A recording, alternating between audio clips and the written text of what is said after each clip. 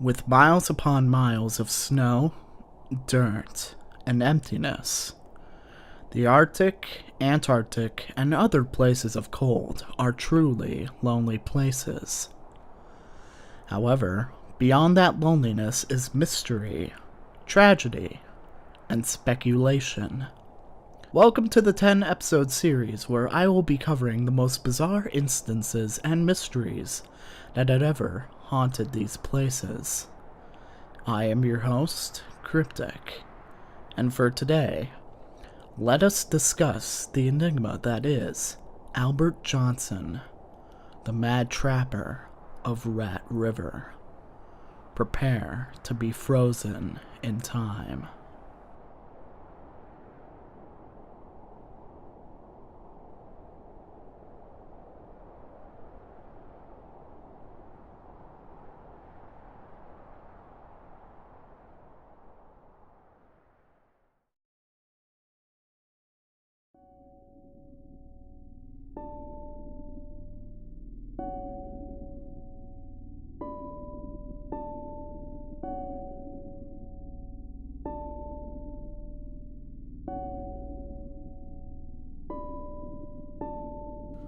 The Northwest Territories, home to the most populous of the Canadian North.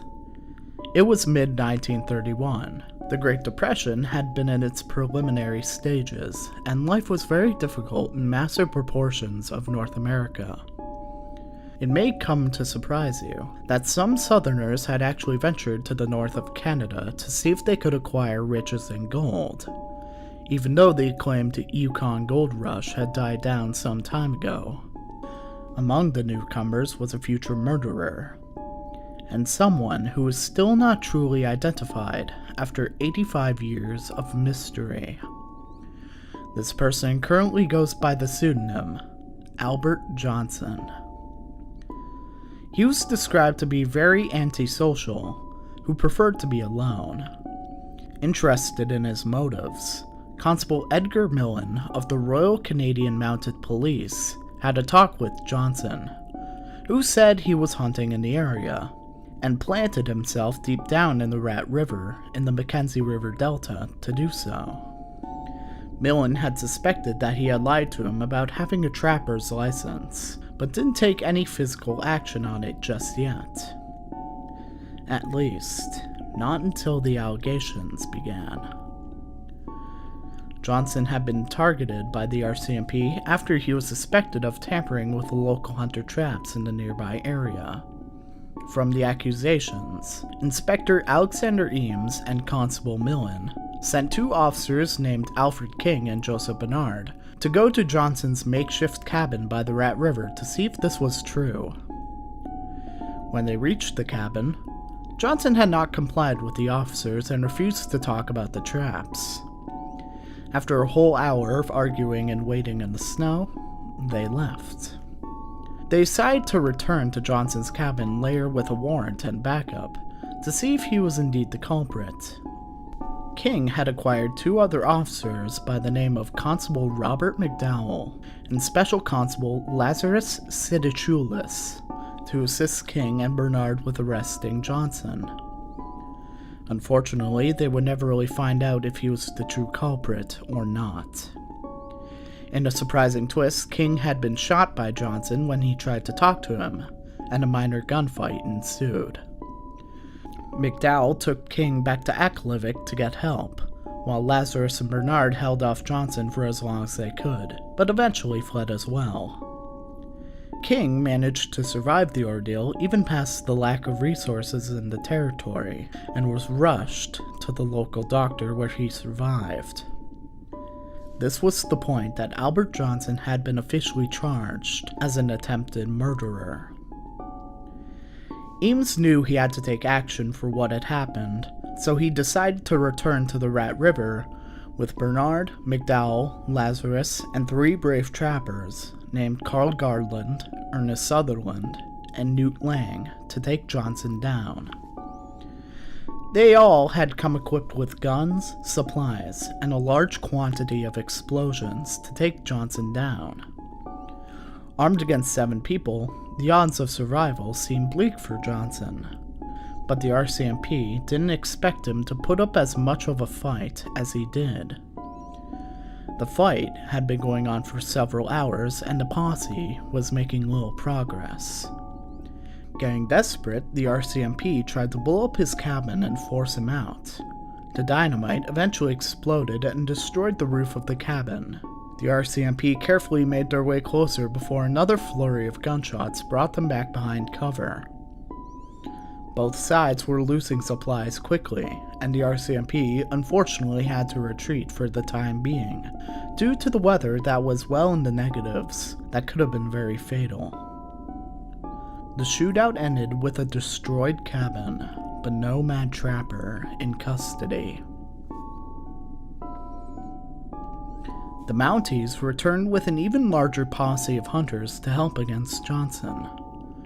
Surprisingly, Johnson had left his site and attempted to go westward to escape around the Alaskan border. To their dismay, they dismissed the group shortly after finding his cabin, in fear of losing too many valuable resources. The officers eventually managed to catch up to Johnson when yet another shootout had occurred. But this time, it only led to tragedy.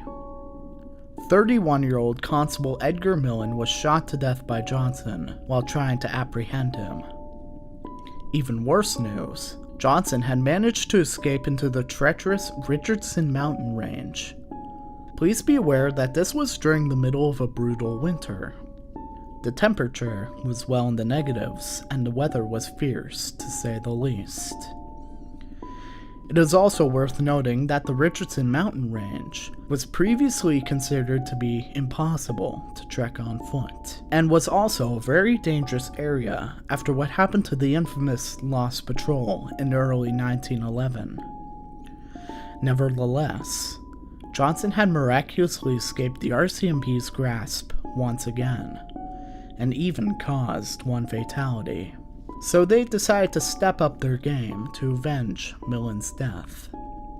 They'd gained aerial support from Wat May, a famous World War I veteran pilot, who was famous for doing with the Red Baron himself, Manfred von Richthofen, during his demise in 1918. They finally caught a major breakthrough in early 1932. May spotted tracks of someone crossing the west side of the Richardson Mountains, and had later found Johnson trying to cross the Eagle River in the northern tip of the Yukon Territory. On February 17, 1932, the troopers had managed to catch up to Johnson a little ways down the Eagle River in Yukon, where a fourth and final shootout had ensued. Johnson was in the middle of the river while the RCMP circled around him and fired at him from all angles. Almost unearthly, Johnson wasn't deterred in the slightest by any of the RCMP, and even managed to seriously injure Sergeant Frank Hersey while the attack happened. Nothing lasts forever, though, as Johnson had been fatally shot in the chest, collapsing in the middle of the Eagle River, dead. Johnson had finally fallen after several weeks of survival, and one of the largest manhunts in Canadian history had concluded. Though the manhunt had ended, the true identity of the mad trapper still boggled locals and the RCMP. Sources say that he had been shot at least 9 times through the duration of the 4 shootouts, before he eventually succumbed to his injuries. It is said that during the shootouts with police for those several weeks, Johnson had not uttered a single word. Just who was this person, and where did he come from? According to DNA testing and analysis, it was determined that he was somewhere in his 30s when he was killed, most likely being born around the turn of the 20th century. After an exhumation of the body in 2007, analysts found out he was not actually Canadian, originating somewhere in central USA. He was also suspected of being a European immigrant, as some locals reported that when he did speak, he had a Scandinavian accent. Multiple names have been revealed that could be Johnson's true identity, The most compelling man fitting Johnson's description was Arthur Nelson, who was a prospector who went north from British Columbia sometime between 1927 and 1931. Other men linked to Johnson was a Nova Scotian man named Owen Albert Johnson, who was last seen in British Columbia sometime in the 1920s. And finally, a Scandinavian man named Sigvald Haskold, a recluse who invaded World War I conscription and hid from the RCMP before disappearing completely in that time frame. Nevertheless, the manhunt was a forgotten memory by most, and everyone involved had passed away over the years. The manhunt had not been completely forgotten, however, as it has been the inspiration for multiple movies, most notably the 1981 movie Death Hunt, starring Lee Marvin as Constable Millen and the acclaimed Charles Bronson as Albert Johnson himself. The film depicted a slight alteration of events of what happened during the confrontations, but still stayed on the right track of what really happened. The final known member of the posse was Constable Robert McDowell, who died in early 2003 at the age of 94. Johnson's body is currently buried in Aklavik, Northwest Territories, and some of the artifacts of the Mad Trapper manhunt currently reside in Regina, Saskatchewan.